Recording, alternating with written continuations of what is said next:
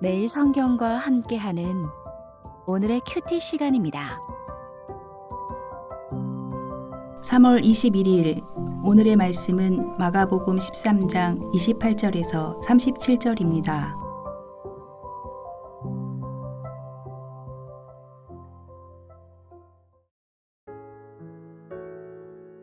무화과 나무의 비유를 배우라. 그 가지가 연하여지고 잎사귀를 내면 여름이 가까운 줄 아나니 이와 같이 너희가 이런 일이 일어나는 것을 보거든 인자가 가까이 곧 문 앞에 이른 줄 알라.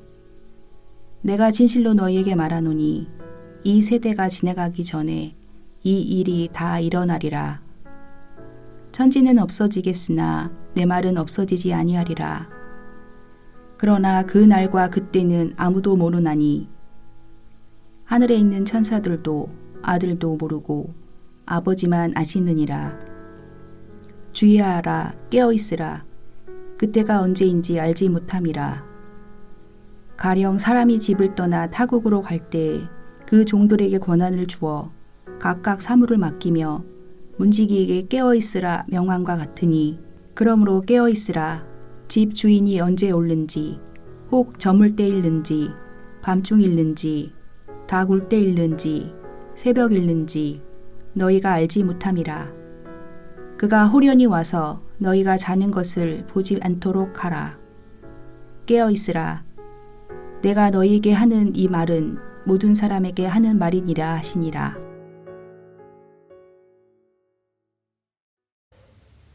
성전 멸망과 관련한 제자들의 질문에 대한 예수님의 마지막 대답 부분을 함께 살펴보겠습니다. 제자들의 질문은 크게 두 가지였습니다. 첫째 질문은 언제 일어납니까? 이고 두 번째 질문은 그 전조 증상이 있습니까? 였습니다. 오늘 본문은 첫 번째 질문인 언제 일어납니까?와 관련이 있습니다. 예수님은 무화과 나무의 비유를 들어 설명하셨지만 오늘날 우리가 이해하기 쉬운 사례로 바꿔서 설명하면 이렇습니다. 우리는 길을 걸으면서 여기저기 꽃나무들을 봅니다. 꽃눈이 차오르는 것을 보면서 곧 꽃이 필 것을 알게 됨과 동시에 이미 봄이 시작되었고 산수유를 거쳐 매화, 목련, 개나리, 진달래, 벚꽃들이 줄지어서 피는 것을 직감합니다. 그리고 꽃이 지고 거기에서 이파리가 나면 이제 곧 여름으로 진입하는 것을 알고 있습니다. 이렇듯 자연의 이치를 통해 다음에 어떤 일이 일어날 것을 아는 것처럼 성전 멸망의 시기를 아는 것도 이와 같다고 하십니다. 그런데 32절의 말씀은 예수님의 의중이 무엇인지 헷갈립니다. 분명 앞에서는 자연의 이치를 통해서 성전 멸망이 곧 다가올 일이라고는 말씀하셨지만 32절에서는 그 날과 그때는 아무도 모른다고 발뺌하시는 것처럼 들립니다. 그런 점에서 본문의 의미를 다시금 살펴보겠습니다. 먼저 28절부터 31절에서 예수님은 무화과 나무의 비유를 배우라고 하십니다. 이 비유의 의미는 자연의 이치에 따른 계절의 변화를 감지하는 것입니다. 하지만 마가는 마가복음에 등장하는 또 다른 무화과 나무를 염두에 두고 있는 것은 아닐까 하는 생각이 듭니다. 앞서 11장에서 예수님은 무화과 나무를 향하여 저주하셨습니다. 그런데 이 단락도 샌드위치 구조를 통해 무화과 나무와 유대 종교 지도자들을 연결시켜 주었습니다. 오늘 본문인 28절도 동일한 개념 안에서 이해해야 할 것 같습니다. 그들의 모습은 마가복음 12장에서 조금 더 선명하게 보이기 시작했습니다. 그들은 보기는 좋으나 열매 없는 무화과에 불과했습니다. 따라서 무화과를 향해 저주하신 것이 그대로 이루어진 것처럼 성전 멸망에 대한 말씀도 곧 다가올 일이라 말씀하십니다.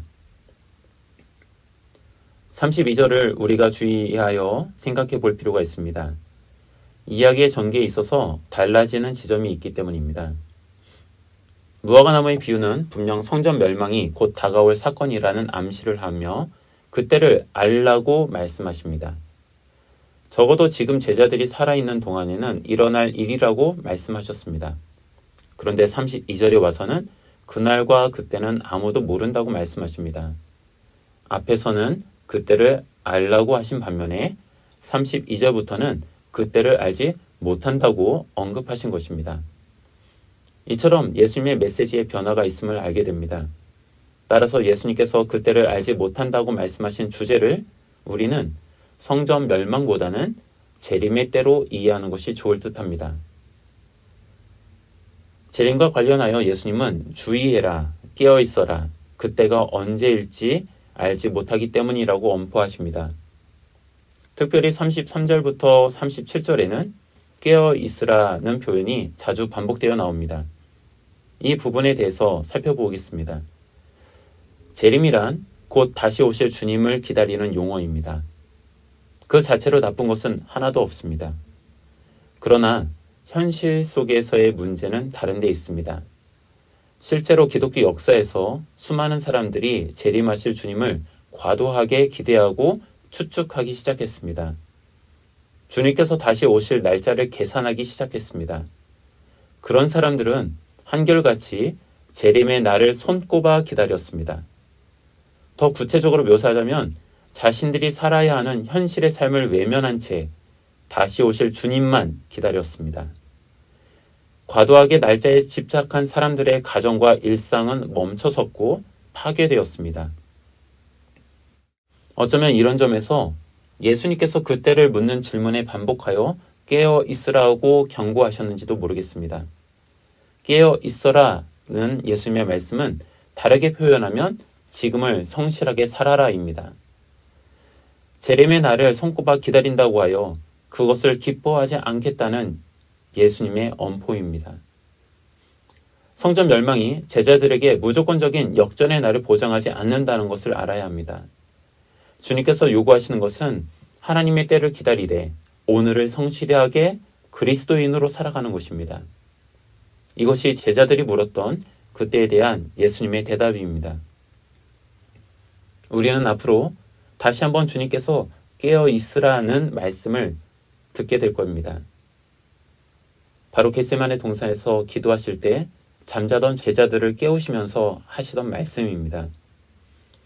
말씀을 묵상하는 여러분, 혹여 우리는 꿈속을 헤매며 살고 있지는 않습니까? 다시 오실 주님을 기다린다는 미명 아래 현실을 외면하고 있는 것은 아닙니까? 교회 생활을 한다는 미명 아래 영적 예배에는 등한시하지는 않습니까? 예수님의 말씀에 동의하였던 서기관의 말과 같이 하나님을 사랑하고 이웃을 자기 자신과 같이 사랑하는 것이 전체로 드리는 모든 번제물과 기타 제물보다 우선되도록 늘 깨어 있기를 소망합니다.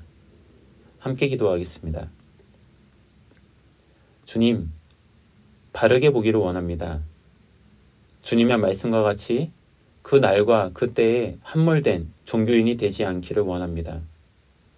늘 주님의 다시 오심을 기대하되 오늘을 성실하게 살아가는 지혜를 가진 우리가 되기를 원합니다. 잠자는 제자들을 향하여 깨어 있으라 말씀하시는 주님의 안타까움을 알기 원합니다. 주인의 명령을 성실하게 지켜 행하는 종과 같이 주님의 말씀을 진실하게 지켜 행하는 우리가 되기를 간절히 바랍니다. 예수님의 이름으로 기도합니다. 아멘.